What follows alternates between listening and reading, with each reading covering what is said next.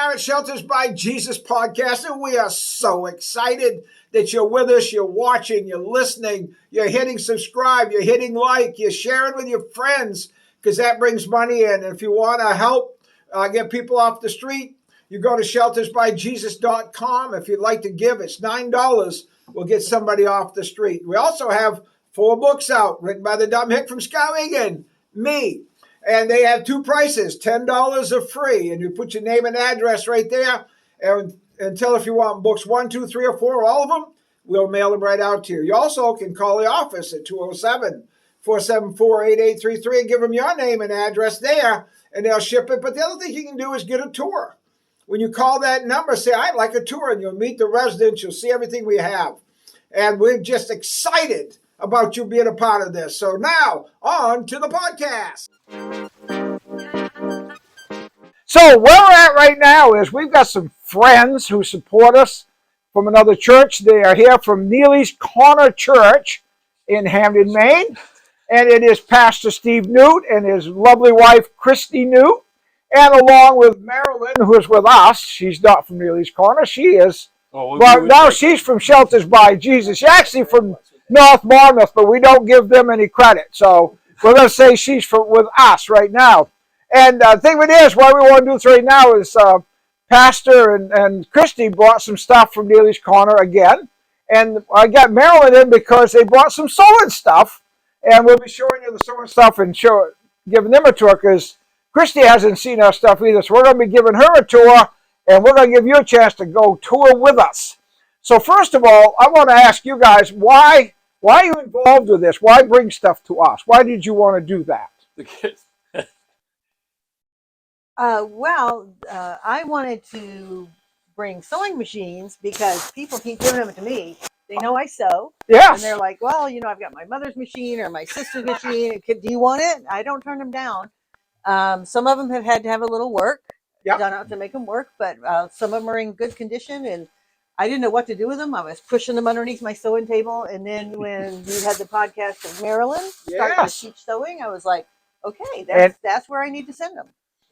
Why do you guys get involved with this ministry at all? Well, I figure if you're dumb enough to believe in Jesus, I'm dumb enough to go along. Well, there. These machines, by the way, are Marilyn's. We gave them to her. Yes. Because when people leave, can we get it so we can see it? Yeah, turn it around. An old beater.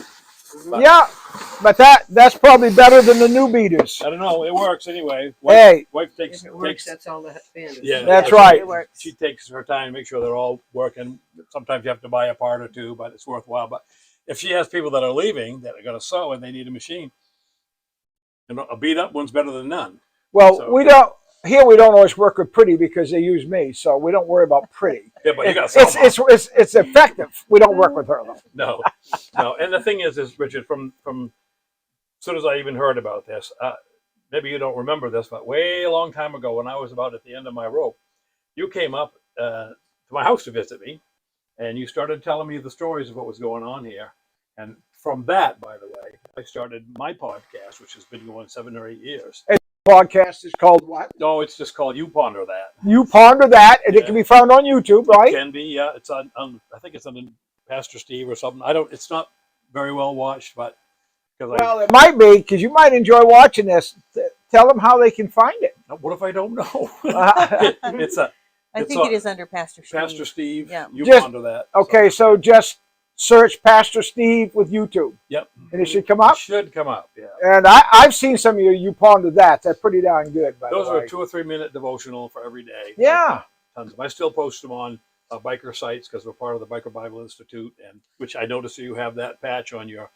on my biker vest that I had on the other night. I ride a 21 speed, baby. Vroom, vroom, vroom. I got my colors, and I'm pretty sharp. But also we know, importantly, because we work with the Brick Church in Bangor, I'm not so much right now, but guys from our church are now running it, and we've seen the need to do something. Yes. To do something. That's a good, now that's the phrase. Yeah. On my Facebook page and other places, I post once in a while a little placard of care packs that you can build. Yep. Just get a baggie and put in snack cards, a $5 coffee card from your local establishment. Somebody can get off the street for an hour and drink coffee and be warm. That's for sure. And that, I tell you what, if you're on the street, that's pretty important. Yep. That's major important. And we have here, you brought something, and she's holding it right now.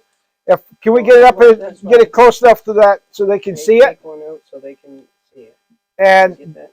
there, yeah, that shows up good. And what are we going to do with this, Marilyn? These are tags that we're going to put on the quilts or anything that we're making for a yard sale this summer, so people will know, can receive things made by the homeless shelter.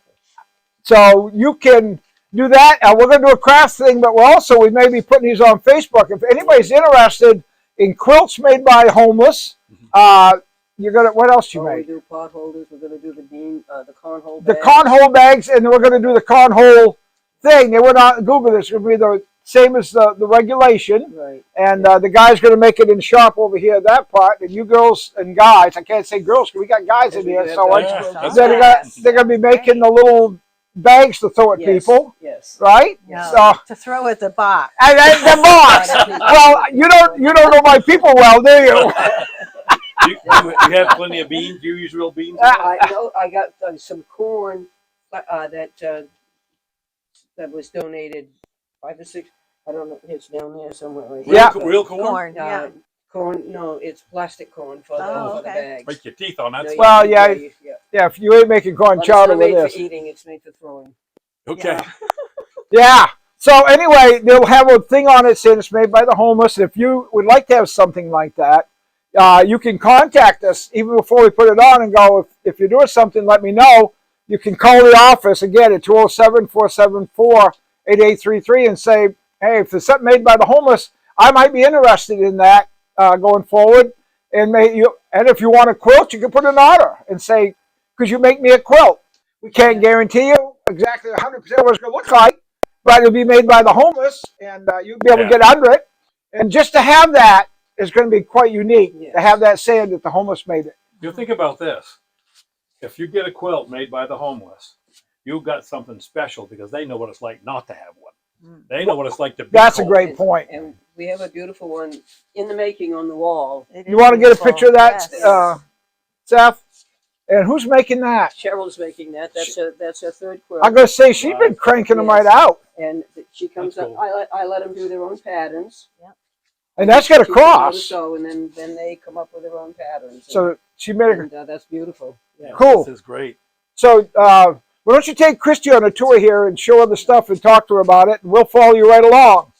Okay. All right. These are how Seth built the shelf thing here, so we could have or desk, I should say. Yeah. So we could have the machine set up there. So each one does their own thing, and this is our isolate. And then we have supplies here.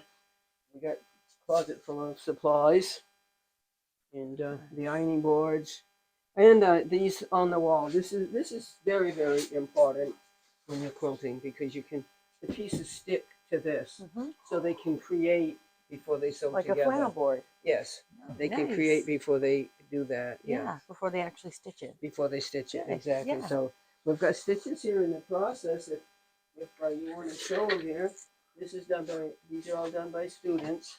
Oh, hold it up. This is Chelsea's quilt. This is her first one. She just has to bind it. And like I say, I'll let them create themselves. And I thought she did a beautiful job. That's really pretty. Yes, very beautiful. Pretty. And these will, down the road, we'll have some of them for sale. And these people will have the little tag on them. This over here is made by a gentleman. And he's done an awesome job. I'm gonna turn it Well, made by a man, because it's awesome. Yeah, look at that. Yeah, so he put a cross in the middle. Yeah. Yeah, and all he has to do is go around. He done the Nice. first part of the binding. Right. Now, who did this one? This is Josh. Josh did it? Josh is doing this. Yes. Now, Josh is a guy that has beat drugs, major. Here's what we're doing these podcasts on addictions. A good way to beat addictions is to have your mind and hands busy doing something else. What a great way. And so when you buy one of these, just think you're helping us keep people off of drugs by buying one. And this one is Michelle's. Another way to help beat addiction is put him in underneath Marilyn because she's not going to let him get away with anything. She works him like a dog in here. Oh, Michelle has a lot of anxieties, and that's what each one of my students say. This has helped them Mhm. calm anxieties and What do you think of other this? things, you know. It's, like he said, he beat the drugs, and this helps him. And she has anxieties. That one, a number of them have anxieties, I guess. now, there's Ron's one of them too, right? I haven't seen Ron too much, but he comes in occasionally. Yeah, and Ron's got he has a lot of anxiety. He has one leg, and his days the pain is really unbelievable, and he's really struggles with that. Mhm. And so I come in, and he was sewing here one day, and I go, "Oh my word!" And he said, "This makes me feel good." So these are when you that $9 you give it that helps support all of this too. I want you to understand what your $9 does. It feeds the guys here. It helps with the community. It sets up these programs that we're running, and then the other thing is you get to be with a lot of nice people. We get Pastor Steve and Christy have been supporters, and they're people. I've run into people all over the country that hearts are for this place, and you meet some great-hearted people. And so, Christy, what do you think about people that are homeless compared to everybody else? What would you say if somebody come up to you and go, "There's a bunch of homeless people around here"? What do you think about it? I would think that they need help. There, yeah. So you don't see them different than you or I needing help, right? No, I stuck one into her house for 7 months. Oh, but yeah, but that was you. no, Yeah, no, he was an old biker, and he was out. no. I've kept him for almost 50 years. No, Yeah, right. I tell you, when you deal with the homeless, you don't mess around, woman. He was a homeless biker and didn't have a place to go, and he stayed with us for 7 months. And yeah, it's just what you do. And it's like the homeless. The only difference between homeless and me is several paychecks. And they got a house. Yeah. I got a house, and they have a home too. Yes, Come here, you know they got a home. they do when they get here. God bless them. And we're so privileged to have all of this going on, and Yeah.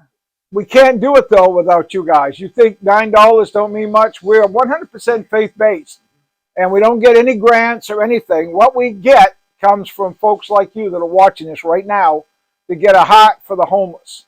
And I tell you, we've been trying on our podcast to introduce you to some of the homeless, and you're seeing they're no different than your brothers, your sisters, your aunts, your uncles, your moms, your dads, your neighbors. They're just people that had a situation that they don't have a place to stay. And that's all it is. And you being with the Sons of God bikers. Here we were for a long time. Right. Well, you understand, you guys do everything positive, but as soon as you put that vest on, you're not looked at like everybody else either. Yep. And so you have an idea of how they look at the homeless. I remember I was filling pulpits when I was in Belfast for a while. I wasn't preaching every Sunday, so I was filling pulpits around the place. As soon as I put that vest on, nobody asked me except for one church, you know. Yeah. And So, yeah, I was like, well, you put I on don't know about you. you put on a vest, or you become homeless, and all of a sudden you're not the same. Yeah. So you can't be godly behind the pulpit with a vest on. You take the vest off, and all of a sudden you're like Superman. You're this different person, right? Now you're not Steve Newt anymore, because you're that guy, man. So what's that? Wearing a label. Wearing a label. Yeah. That's right. Well, that's right. And the thing is that people that don't have a heart for the homeless, not to start a shelter, just to give them a coffee card, or give them some snacks, or just stop and get 2 sandwiches and sit down and eat one with them.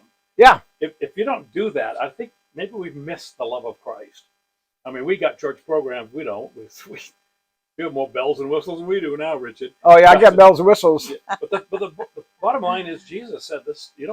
The greatest sin, we talk about the sin of Sodom. Well, the greatest sin of Sodom was that they didn't take care of their homeless. They didn't take care of their needy. And we are well on the way to being just like that. We've become an empire, and we're shutting out the people that God wants us to care for. Absolutely. Well, I think the sad part is we forgot that Jesus Christ went to a cross for them too. Mm-hmm. He didn't select who was going to the cross for. He said whosoever. Mm. And he hung out with the hookers. He hung out with the tax collectors. He hung out with everybody that everybody looked down upon and said, "I'm glad I'm not like them." Jesus says, "Let me hang out with you." And here we have the privilege of being a part of the lives of the homeless. And you guys have a privilege because you've joined us, you and many like you with your churches have come on board with us and made the homeless part of really. So thank you, Pastor Steve, and thank you, Christy, for coming, being on our podcast. And Marilyn, thank you, even though you have to be here. Yes. I'm glad you're on it. She's And, she's getting me my podcast diva. She's on all the time, and we're so blessed. She's on our staff here now, and we love Marilyn, and we just love what she's doing. And I tell you what, it's all because you guys make it possible with your support. So please keep up the good work. Keep supporting us. Come watch us on YouTube. If you don't have any, say I don't have any money, all you got to do is hit subscribe and like and let the thing run, and we'll get money. And we appreciate that. So until our next podcast, which are coming fast and furious, y'all come back now here.